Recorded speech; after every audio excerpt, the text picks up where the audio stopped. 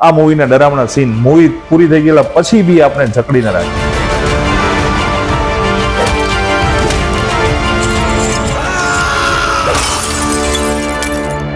હું જામનગર સિટી ટોક્સમાંથી વિવેક ચાવડા.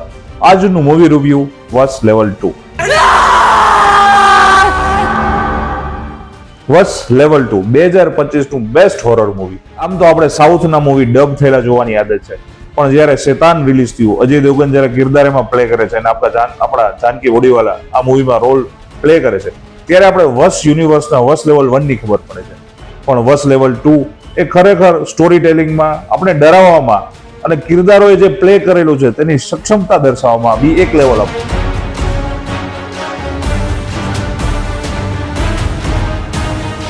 આ મૂવીની story telling, આ મૂવીનો ઇન્ટરવલ પછીનો સેકન્ડ હાફ પછીનો ટ્વિનિંગ પોઈન્ટ, ટ્વિસ્ટ પોઈન્ટ જે આપણે કહી શકીએ, તે તમને વિચારવા માટે મજબૂર કરી દેશે.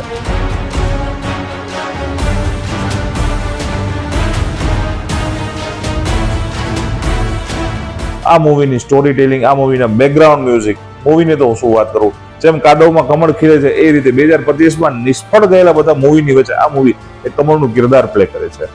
આ મૂવી ગુજરાતી ફિલ્મ જગતને એક સોનેરા આસમાન સુધી લઈ જશે.